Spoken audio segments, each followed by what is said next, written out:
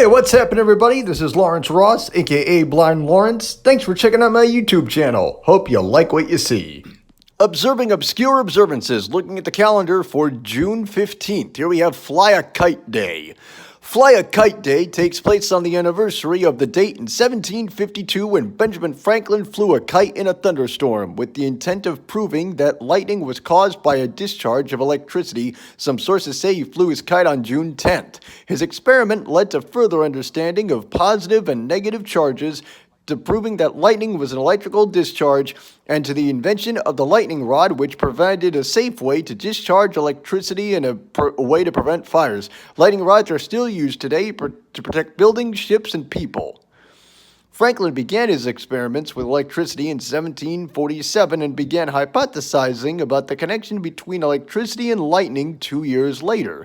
He set out to prove his hypothesis. His idea was to erect iron rods into storm clouds to attract electricity. He believed he would need to be on high ground for his experiment to work, but he was in Philadelphia, a city that is quite flat. At first, he was waiting for the steeple to be finished at Christ Church, believing that he could use it for his experiment.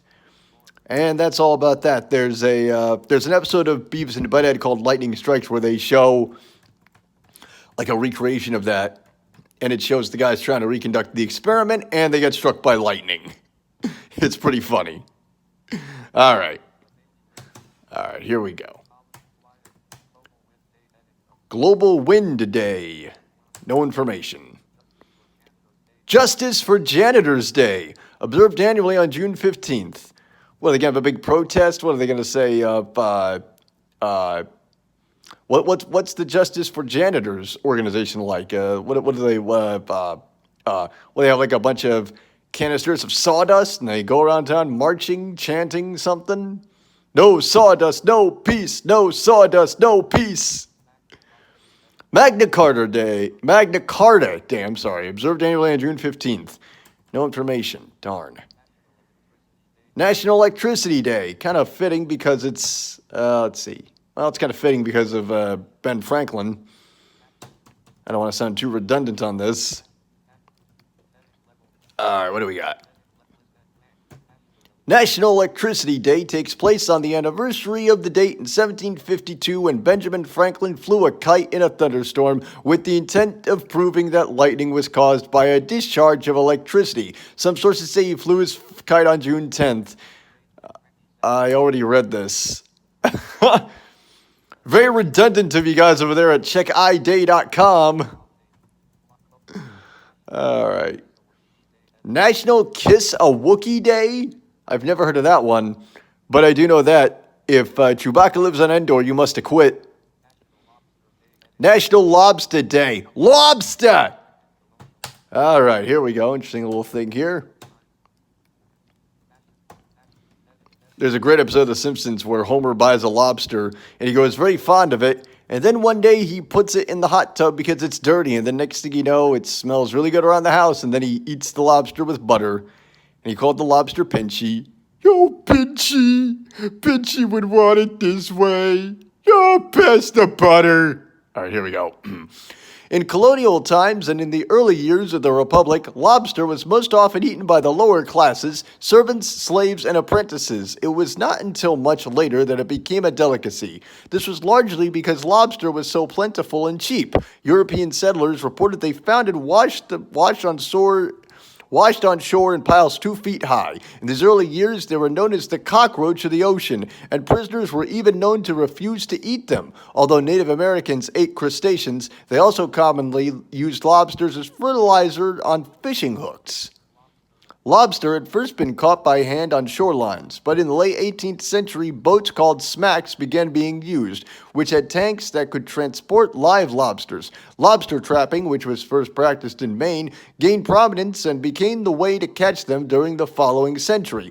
Railways and the ability to can food changed the trajectory of lobster in the mid-19th century. Cheap canned lobster made its way inland and became popular there. Trains also helped people who lived inland travel to New England's Atlantic coast where they ate lobster at restaurants. The first lobster pound was established in Vinyl Haven, Maine in 1876.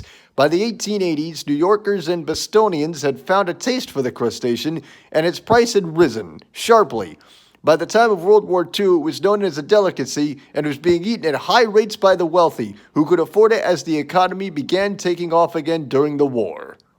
American lobsters, commonly known as Maine lobsters, can reach 3 feet in length and weigh up to 40 pounds. They have a lifespan of about 50 years, but some have been known to live to be 100. They are high in protein, but relatively low in calories. They are also high in omega-3 fatty acids, potassium, and vitamins E, B12, and B6. They can be prepared and eaten in a variety of ways. When served as an entree, they are boiled, steamed, baked, or grilled, and then often dipped in melted butter. The lobster bisque is a popular cream-based soup. Lobster rolls consist of some variation of lobster mixed mayonnaise and Dijon mustard, diced celery, seasons, and lemon juice, and placed in a split-top roll. These and other recipes are enjoyed on National Lobster Day. I did not know that. Lobster. What about rock lobster? What about that? Rock lobster? Dun, dun, dun, dun, dun, dun, dun, dun. What about that? National Smile Power Day, also known as Power of a Smile Day, observed annually on June 15th. All right. Okay, here we go. You've probably heard that it takes more muscles to frown than it does to smile. But somehow, over the years, most people tend to forget this. Babies smile about 400 times a day, while the average adult only smiles 20 times a day. Today is a day to fix this and smile at everyone you come across. Why is the word power associated with today? Perhaps it is that smiling has the power to change someone's day around and help them to smile too.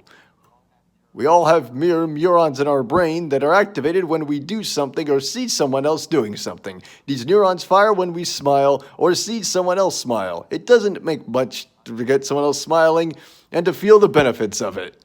Oh yeah, that's true. Boy, that is so true, man. It's that energy. You got to feed up that energy, the good energy. All right, what else do we got? Native American Citizenship Day, observed annually on June 15th. No information. Nature Photography Day, observed annually on June 15th. That is something I don't think I could ever do. Own Your Share of America Day, observed the closest weekday to June 14th. No information. Ride to Work Day, also known as International Motorcycle and Scooter Ride to Work Day and Ride Motorcycles to Work Day, observed the third Monday in June. All right. Andy Goldfein. Here we go. Andy Goldfein. No, I'm just kidding. Andy Goldfein, founder of Aerostitchel, also known as Aero Design and Manufacturing Company, a company that makes clothing for motorcyclists, was at Brainerd International Raceway in Minnesota when he saw a Honda 4 motorcycle in the parking lot that had Work to Ride to Work painted on it. He left a note for the owner asking if he could print up some t-shirts with the phrase on it. In 1989, Aerostitch began using the phrase on their gear. In 1992, Fred Rao, the editor for Road Rider magazine, now Motorcycle Consumer News, was inspired by one of Aerostitch's Work to Ride to Work t-shirts and wrote an editorial calling for a National Ride to Work Day. After readers responded positively, Fred ordered a bunch of the shirts from Andy Goldfein and wrote a second editorial in May where he proposed a date for the new holiday. Well, there you go. I've been on a motorcycle back in the day. It's pretty cool. Pretty sweet. World Elder Abuse Awareness Day, observed annually on June 15th. No information. Worldwide Day of Giving, observed annually on June 15th. And that is the end of the video. I'm Lawrence Ross. Thanks for watching. Hope you like what you saw.